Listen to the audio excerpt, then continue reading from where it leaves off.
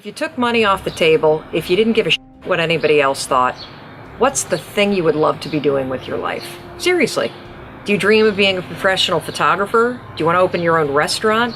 You always thought about traveling the world and entertaining kids with your juggling skills. I don't know, it's your life. You get to choose what you want to do. Be honest with yourself. What is it that you would want to do with your life if you didn't have to pay the bills doing it? Another thing you can ask yourself, who do you find yourself sort of envious of? You know, like you look at their life and you just think, gosh, how awesome that they get to do that.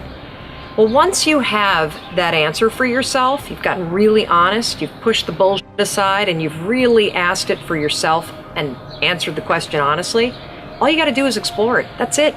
Just find one thing that you can do to enrich and expand your knowledge about it. Find one course online, Google the topic, stalk people that are pursuing this line of work. That's how you start to do it, one step at a time. So start with answering the question, what do you really want, with a massive dose of honesty.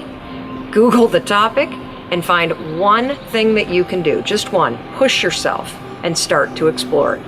If you were to wake up and do that every single day, spend 10 minutes a day, you would be startled, astonished by what your life looks like in a matter of a year or two. Success is an elusive thing, right? What is it? And I think it's very interesting that if most people can't define success, well, it means you made X amount of dollars.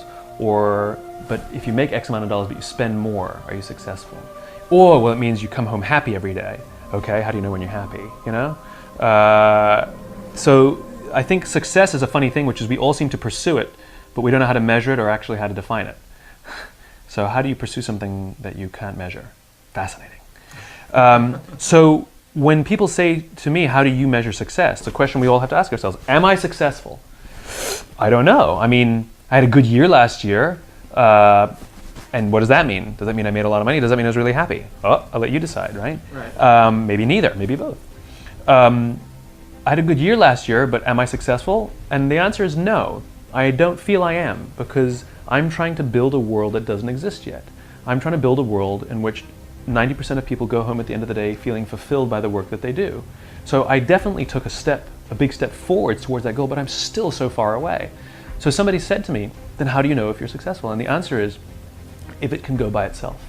And so what is more interesting to me as a measurement of success is not the markers per se. It's not the financial goal or the size of the house that you want to buy. Those are nice things, go for it. But those are not measurements of success. Those are just nice things to collect along the way. Right. For me, it's momentum. I want to measure momentum, which is, you know, when something is moving and you start to see it lose momentum, you're like, uh-oh, give it a push, because if you don't give it a push, it's going to stop. And an object in stasis is much harder to get going. It requires a lot more energy to get something started than it does to keep it going, right? And so if you don't let it stop and you can keep it going, it's this, you know, it still might slow down there, but you can get it going again much easier. And for me, the opportunity is to get the ball rolling faster and faster and faster and faster and faster and bigger and bigger and bigger. It's like a snowball. And my responsibility is, because it's not rolling downhill yet, it's not on automatic yet, I need to still keep it going to find that critical mass where it can go, and at the point it can go by itself without me, then I will find something else to do. And that may not happen in my lifetime. I think we must all stop measuring promotions, salaries, and these things, but rather measure the momentum of your career. Does my career have momentum? Can I see it moving in the right direction? Can I see it gathering moss? You know, can I see that it's becoming easier for me to keep the momentum? It's becoming easier for me to grow the size of this thing. It's requiring less effort. That's the thing we need to measure. Yeah. That's the thing that we need to be cognizant of, which is the momentum of our careers, not just the markers that we think define our success. Well, I'm an ordinary man with an extraordinary job, right. Not the other way around. So it's all gravy for me. You know, when I was younger, I used to coach a lot. Mm-hmm. And nothing you coach kids in sports. Nothing made me happier than seeing other people do well. Well, that's sort of my nature, and directing was the perfect job for that, because I love seeing others do well. I mean, I'm okay. I did pretty good. I'm good. I've done all right. But to see others do what, you know, what they're capable of, gives me great joy. No matter what you choose to do in life, Pursue it with passion and hard work. In my experience in school and career, at work and at play, there are lots of talented people out there, but talent alone isn't enough. You need something more. One thing that distinguishes those who really make a difference in life, those who really contribute, is passion and hard work. Remember, hard work beats talent if talent doesn't work hard. So don't be content to work around the edges of your profession. Don't wait to be invited to important meetings or asked to work on crucial assignments. Instead, do what it takes to ensure that you're in the middle of your business. Speak up, volunteer, show your enthusiasm, knock on doors. As an employee, your enthusiasm will make your job more interesting and get you noticed. As a manager, your passion will inspire others to join your team and work as hard as you to accomplish great things. I grew up in Brooklyn, New York in public housing, the projects as it was called back then. My parents were both high school dropouts and they could barely afford $96 a month rent in our 2-bedroom apartment for my brother, my sister, and my parents. However, from my earliest of memories, my mother instilled in me her belief in the American dream and the promise of America, that a good education and hard work will open the doors to a better life. And that provides me with an important lesson to share with you all today, that your station in life does not define you and the promise of America that is for all of us. When I was 7 years old, I had a defining moment in my life. I came home from school one day and saw my father laid on a couch with a cast from his hip to his ankle. He had a series of terrible blue-collar jobs as a high school dropout, Army vet, but this particular job he had in 1960 was probably the worst. He was a truck driver delivering and picking up cloth diapers before the invention of Pampers. He fell on a sheet of ice in March of 1960.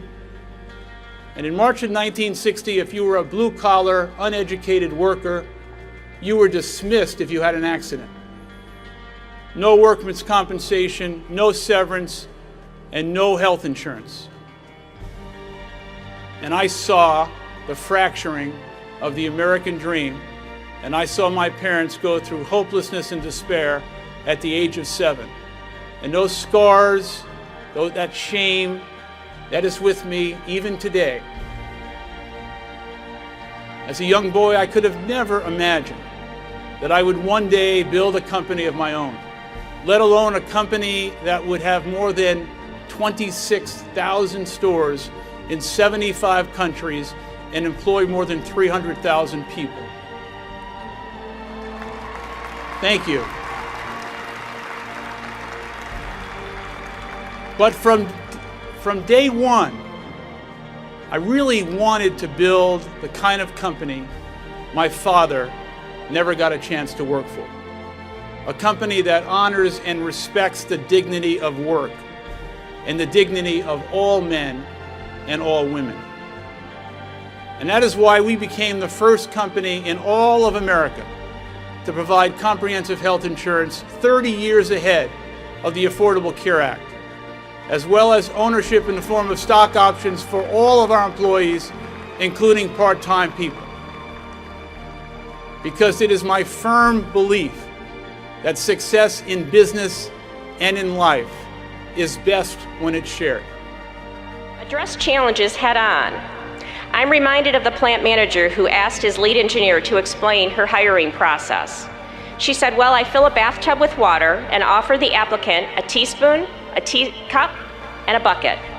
Then we ask him or her to empty the tub. I get it, the manager said. A go-getter will use the bucket. No, the engineer said. A go-getter will pull the drain plug. If you have an issue in your life, at work or at home, pull the drain plug, address it head on, and with everything you have, address it right away. In my experience, it's much better to get the right people in a room, make a plan, and address that challenge. And remember, hope is not a strategy. Problems don't go away when you ignore them. They tend to get bigger.